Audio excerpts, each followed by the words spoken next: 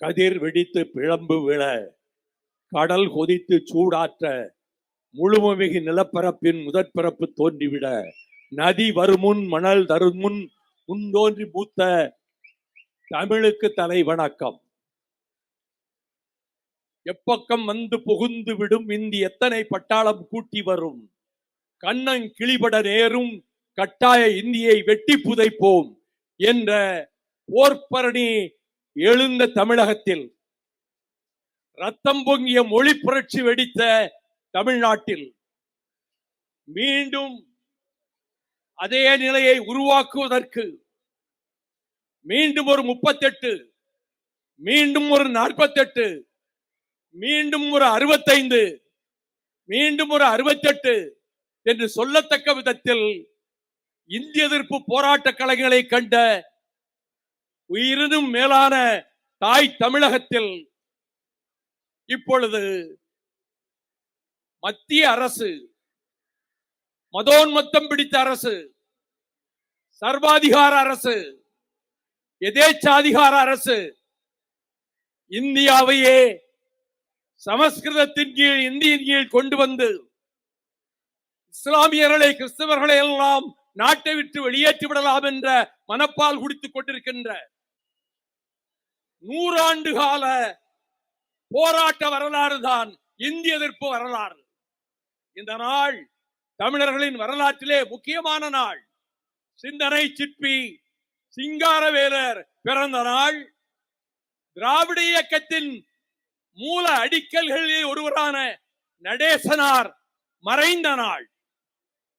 38 சொல்வதற்கு முன்பு 23 காக்கிநாடா மாநாட்டில் அறிவாசான் தந்தை பெரியார் அவர்கள் இன்றைக்கு அவர் வடிவத்திலே நம்மோடு இருந்து திராவிட இயக்கத்தை பாதுகாத்துக் கொண்டிருக்கிறாரே, இன்னும் 50 ஆண்டுகளுக்கு மேல் வாழ வேண்டும் என்று நான் எல்லாம் நினைக்கிறேனே, அந்த ஆசிரியர் என்ற பெயருக்கே உரியவரான திராவிடர் கழக தலைவர் ஆருயிர் அண்ணன் வீரமணி அவர்கள் முன்னால் நான் சொல்லிக் கொள்கிறேன்.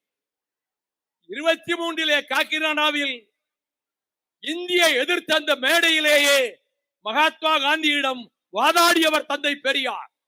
இந்தி புரட்டு, இந்தி ரகசியம் என்று குடியரசு ஏட்டிலே தொடர் கட்டுரைகளை எழுதியவர் பெரியார். அந்த போராட்டத்திலே மடிந்தவர்கள்தான் தாளமுத்து நடராசன் அவர்கள் கல்லறை இங்கே இருக்கிறது. 3 ஆண்டுகள் சிறை தண்டனை என்றவுடன் சால்வையை இழுத்து போர்த்திக் கொண்டு 3 வருடம் 3 வருடம் 3 வருடம் என்று கர்ஜித்துக் கொண்டு வந்த பெரியார் பெல்லாரி சிறைச்சாலையிலே நோய்வாய்ப்பட்டதன் காரணமாக விடுவிக்கப்பட்டார். அவர் வெளியே வந்து என்ன சொன்னார் தெரியுமா? நான் இந்த போராட்டத்தில் இந்த சிறையிலேயே மடிந்திருக்க வேண்டும், இறந்திருக்க வேண்டும். அப்படி நான் மடிந்திருந்தால் இன்னும் பல்லாயிரக்கணக்கான வாலிபர்கள் வீர வாலிபர்களாக இந்தியை எதிர்க்கவும் திராவிட இயக்கத்தை காக்கவும் முன்னேறி வருவார்கள் என்று சொன்னவர்தான் காவிரிக்கரை மாநாட்டில் தமிழ்நாடு தமிழருக்கென்றே என்று 38 அறிஞர் அண்ணா இருந்த மேடையிலே கர்ஜித்தார் தந்தை பெரியார். அவர் மூச்சு அடங்குவதற்கு 3 நாட்களுக்கு முன்பு தியாகராய நகரில் டெல்லிக்காரனை பார்த்து, உனக்கும் எனக்கும் என்னடா சம்பந்தம், ரகளை வேண்டாம், மரியாதையாக மூட்டை கட்டிக் கொண்டு நீ ஓடிவிடு என்று பேசிவிட்டு அவர் ஆவி அடங்கியது. அதற்கு பிறகு 48 அவினாசிலிங்கம் இந்தியை திரும்ப கொண்டு வந்த போது அப்பொழுதும் போராட்டம் பின்வாங்கி ஓடியது, 38 ஓடியதை போல. பின்னர் 63 மத்தியிலே இருந்த அரசு பண்டித ஜவஹர்லால் நேரு இருந்த போதே பாராளுமன்றத்திலே ஒரு தீர்மானத்தை நிறைவேற்றியது. 1965 ஜனவரி 26 இந்தி இந்த நாட்டினுடைய ஆட்சி மொழியாக மகுடமேற்கும் என்று அறிவித்தார். உடனே அறிஞர் அண்ணா அவர்கள் கோடம்பாக்கத்திலே இந்திய எதிர்ப்பு மாநாட்டை போட்டு இந்த போராட்ட குழுவுக்கு என் தம்பி கலைஞர் அவர்களை, கலைஞர் அவர்களை நான் ஏற்பாடு செய்கிறேன். அந்த போராட்டத்திலே சட்டத்தை கொளுத்துவோம் என்று அறிவித்தார். சட்டத்தை கொளுத்த சென்ற மதுரமுத்துவை வழியனுப்ப சென்ற அண்ணன் கலைஞரையும் கைது செய்து 6 மாதம் திருச்சி சிறையிலே அண்ணன் கலைஞர் அவர்கள் இருந்தார்கள். 65 பிறந்தது, ரத்தம் பொங்கிய புரட்சியும் எழுந்தது. லட்சோப லட்சம் மாணவர்கள், அதிலே நானும் ஒருவன், தெருக்கள் வழி வீதிகளின் வழியாக முழக்கமிட்டுக் கொண்டு சென்ற போது காங்கிரஸ் தர்பாரிலே அவர்கள் குதிரைகளின் மீது பட்டாளத்தை அனுப்பி அனைவரையும் அடித்து உடைத்து மண் தலைகளை உடைத்தார்கள். மதுரை வீதியில் மாணவர்கள் காளிமுத்து காமராசுடன் வந்தவர்கள் வெட்டப்பட்டார்கள். எங்கள் வாழ்வும் எங்கள் வளமும் மங்காத தமிழென்று சங்கே முழங்கு என்று பாரதிதாசன் கூறிய வார்த்தைகளுக்கொப்ப அண்ணாமலை பல்கலைக்கழகத்து மாணவர்கள் பல்லாயிரக்கணக்கிலே திரண்டு முழக்கமிட்டுக் கொண்டு வந்த போது துப்பாக்கிச் சூடு நடந்தது. சிவகங்கை வேங்கிய ராஜேந்திரன் தொண்டை குழியிலே அந்த குண்டு பாய்ந்தது, அங்கேயே மடிந்தான். போராட்டம் பரவியது. இங்கே இருக்கக்கூடிய காவல்துறையால் அடக்க முடியவில்லை. எல்லை காக்க வேண்டிய இந்திய ராணுவம் தமிழ்நாட்டுக்குள்ளே நுழைந்தது, எந்திர துப்பாக்கிகளோடு நுழைந்தது. ஆரணியில், பொள்ளாச்சியில், திருச்செங்கோட்டில், திருப்பூரில் பல இடங்களிலே துப்பாக்கிச் சூடு நடந்தது. மாணவர்கள் கொல்லப்பட்டனர், வாலிபர்கள் கொல்லப்பட்டனர். இறந்தவர்கள் எண்ணிக்கை தெரியக்கூடாது என்பதற்காக மதுக்கரை காடுகளிலே அந்த பிரேதங்களை எல்லாம் போட்டு பெட்ரோலை ஊற்றி ராணுவம் கொளுத்தி சாம்பலாக்கியது. அந்த புரட்சி நடந்த வேளையில் மாணவர்கள் புரட்சியை எதிர்கொள்ள முடியவில்லை அவர்களால். அப்பொழுதுதான் அந்த காலகட்டத்தில் நள்ளிரவு வேளையில் உயிர் அண்ணன் டாக்டர் கலைஞர் அவர்களை வீட்டிலே இருந்து கொடியே கொண்டு வந்து லாரியிலே, போலீஸ் லாரியிலே அவர்கள் திருச்சி வரை கொண்டு போனார்கள். அங்கிருந்து மதுரை. நெஞ்சு வலிக்கிறது என்று சொன்னார் கலைஞர் அவர்கள். பார்த்துக் கொள்ளலாம் என்று சொல்லி பாளையங்கோட்டை தனிமை சிறையிலே கொண்டு போய் அடைத்தார்கள். அண்ணா அவர்கள் அந்த பாளையங்கோட்டை சிறைக்கு சென்று கலைஞர் அவர்களை பார்த்துவிட்டு வந்து அவர் விடுதலையான நாளில் இந்த பாளையங்கோட்டை சிறைச்சாலை தமிழர்களின் தவச்சாலை என்று அண்ணா அவர்கள் மகுடம் சூட்டினார்கள்.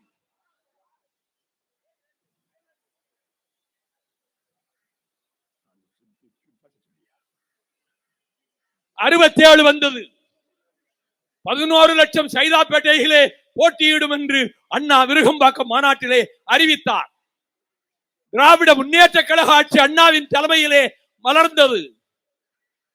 அண்ணா அவர்கள் புற்றுநோயால் பாதிக்கப்பட்டு மரண வளையத்துக்குள்ளே சிக்கியிருந்த வேளையில் தமிழ்நாடு பெயர் சூட்டு விழா இன்றைய கலைவாணர் அரங்கத்திலே நடைபெற்றது.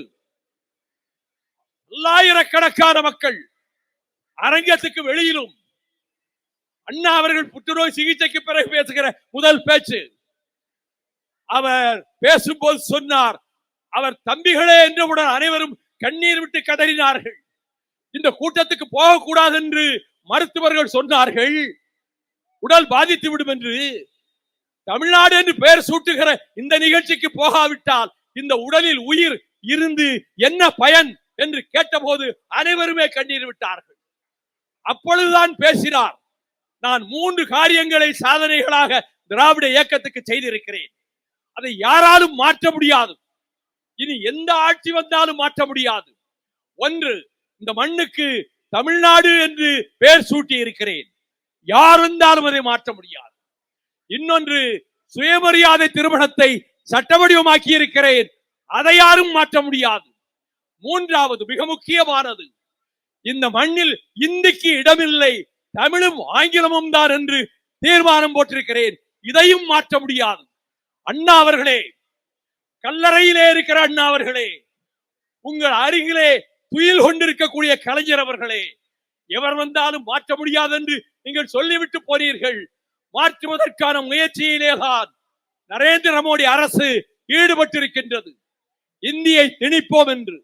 அதனால் தான் தமிழ்நாட்டுக்கு ஏன் நிதி தரவில்லை என்று கேட்கிற பொழுது அவர்கள் பொது கல்வி திட்டத்தை தமிழ்நாடு ஏற்றுக்கொண்டால் தான் தமிழ்நாட்டுக்கு நிதி கொடுப்போம். யார் சொல்லுவது? மத்திய அமைச்சர் சொல்லுகிறார். எந்த காரணத்தை முன்னிட்டும் நிதி தரப்பட மாட்டாது. பின்னர் தமிழகத்திலே இருந்து எழுச்சியை கண்டு நான் அந்த அர்த்தத்திலே சொல்லவில்லை என்கிறார். தர்மேந்திர பிரதானே, எந்த அர்த்தத்திலே சொன்னாய்? உனக்கு தெரியுமா தமிழகத்திலே நடைபெற்ற மொழி புரட்சியை பற்றி? மறைமலை அடிகளும் தமிழ் அறிஞர்களும் பெரியார் அண்ணா தலைமையிலே தமிழகம் பொங்கி எழுந்ததும் புரட்சி வெடித்ததும் உனக்கு தெரியாது. அவர்களினுடைய ஆவி இங்கேதான் உலவிக் கொண்டிருக்கிறது. அந்த ஆவியின் பெயரால் நான் அறைகூவி அழைக்கிறேன். தாளமுத்து நடராசருடைய ஆவி இங்குதான் உலவுகிறது.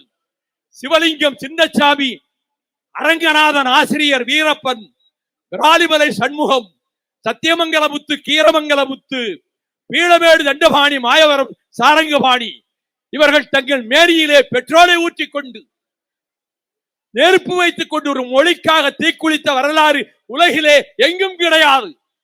வியட்நாமிலே புத்தபிட்சுக்கள் மதத்துக்காக தீக்குளித்தார்கள்.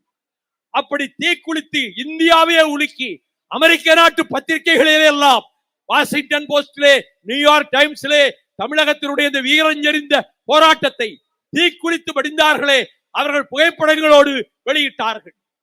அவர்கள் ஆவியும் இங்குதான் உலவுகிறது.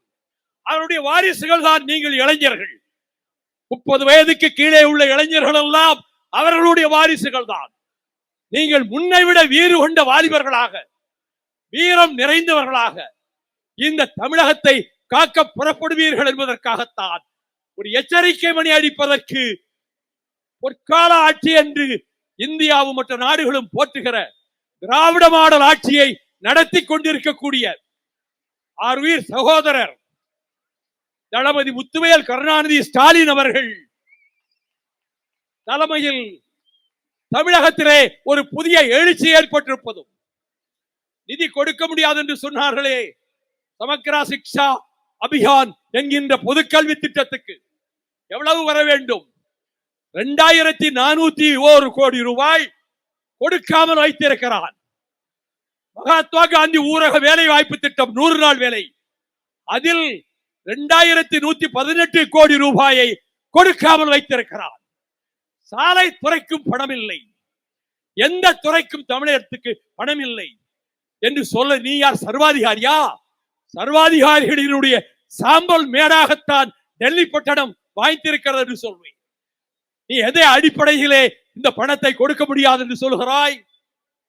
தமிழகத்துக்கு நிதி கொடுக்க முடியாது என்று அவர்கள் நோக்கத்தை எங்கே முன்பு பேசிய ஒருவர் சுட்டிக்காட்டினார். பிரயாக் நகர் என்று சொல்லப்படுகிற அலகாபாத்திலே 3 மாதத்துக்கு முன்னால் ஒரு மாநாடு நடந்தது. இந்துத்துவ சக்திகளும் சனாதன சக்திகளும் சேர்ந்து நடத்திய மாநாடு. 32 பக்கத்தில் ஒரு பிரகடனம் வெளியிட்டார்கள். தமிழர்களே தெரிந்து கொள்ளுங்கள், அந்த பிரகடனத்தினுடைய முதல் வாக்கியம், இனிமேல் இந்த நாட்டை பாரத் என்று தான் அழைக்க வேண்டும், இந்தியா என்ற பெயர் எதிலும் இருக்கக்கூடாது. இனி தலைநகரம் டெல்லியில் இருந்து வாரணாசிக்கு மாற்றப்படும். அடுத்து இன்னும் சொல்கிறேன்,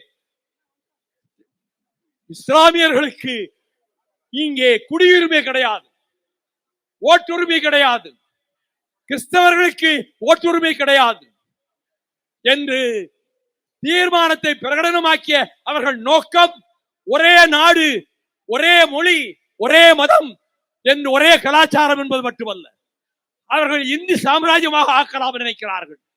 ஹிட்லருக்கு ஏற்பட்ட கதியை போல, முசோலினிக்கு ஏற்பட்ட கதியை போல, இடியமீனுக்கு ஏற்பட்ட கதியை போல சர்வாதிகாரிகளுக்கெல்லாம் அந்த முடிவுதான் வந்து சேரும் என்பதை எச்சரிக்கையாக சொல்லி வைக்கிறேன். பொங்கி எழுந்து விட்டது தமிழகம். அதன் அடையாளம் தான் தலைநகரிலே இந்த பிரம்மாண்டமான கூட்டம். ஆகவே அடுத்து அறிவிக்கின்ற போராட்டங்கள் எதுவாக இருந்தாலும் அரசியல் சட்டத்தையே நடுவீதியிலே தீர்க்கு போட்டு தீயிட்டு கொளுத்திய கூட்டம் திராவிட முன்னேற்ற கழகத்தின் கூட்டம். அவர்கள் அந்த வழியிலே பாரம்பரியத்திலே வந்தவர்கள்.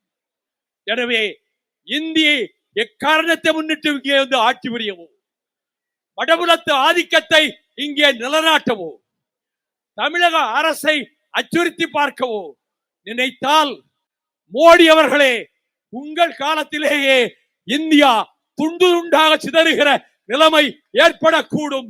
ரத்த கரைபடிந்த சிவப்பு கோடுகளால் இந்திய வரைபடம் கிழித்தெறியப்படும் என்று எச்சரிக்கை செய்து வெல்க தமிழ், வெல்க தமிழ், வெல்க தமிழ் என கூறி விடைபெறுகிறேன். நன்றி, வணக்கம்.